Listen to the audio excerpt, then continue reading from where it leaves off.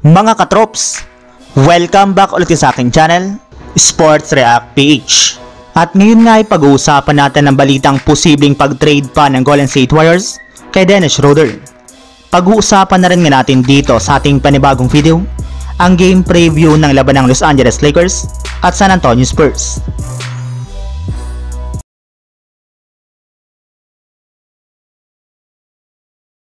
Sa patuloy na nga po mga katrops na pagkapanalo ng Phoenix Suns at Sacramento Kings ay umangat na nga po sila sa Western Conference bilang pang-siyam at pang-sampu sa standings.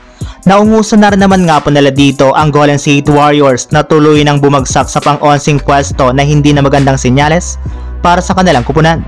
Nangangahulugan na nga po niya na mukhang kailangan na nga po nilang i-trade ang majority sa kanilang mga players para lamang maisaayos ang kanilang problema ngayong season at makakuha ng bagong second option na tutulong kay Stephen Curry sa kanilang opensa.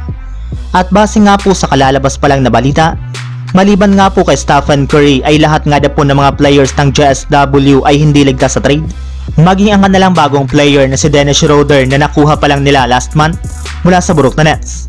Lingid nga po sa inyong kaalaman mga katrops, magtatapos na nga po sa February 5 ang trade restriction kay Schroeder, isang araw iyan bago ang deadline sa February 6. Ibig sabihin, malaki pa rin nga po talaga ang tsansa na gamitin pa siya ni Mike Dunleavy bilang trade asset upang makakuha sila dito ng bagong legit na superstar na alalay kay Stephen Curry.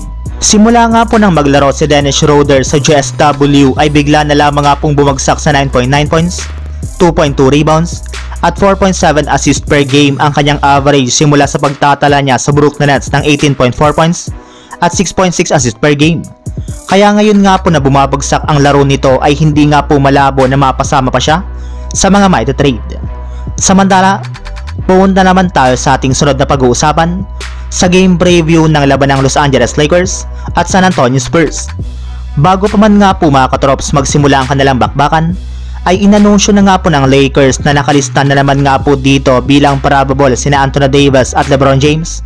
Questionable naman si Bronny James, habang hindi na naman nga po dito makakapaglaro ang kanilang mga manlalaro na sina Christian Wood, Jalen Hood-Schifino at si Jared Vanderbilt. Samantalang nakalista rin naman nga po dito bilang questionable si Jeremy Sochan. And since nga po mga katrop sa Crypto.com Arena gaganapin ang kanilang laro, ay ang Lakers na nga po ang limado dito. Pero hindi rin naman nga po ibig sabihin yan na mananalo na sila agad, lalo pat hindi rin naman nga po ganon kagandahan ang kanilang frontcourt sa kakulangan nga po nila dito ng big man. Kaya mismo ang Lakers na nga po nagsabi na ginagawa na nga po ni Rob Pelinka ang lahat ng kanilang makakaya upang makuha ang isa sa kanilang mga target center na si Nick Richards.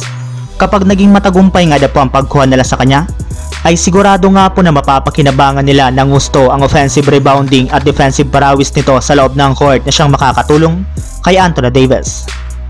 So yun lang mga katrops, ang handog kong story ngayong araw. Sana nag-enjoy kayo, please like and subscribe my YouTube channel, Sports React PH, para sa iba pang story at update patungkol sa NBA. Kita-kits muli sa ating susunod na video.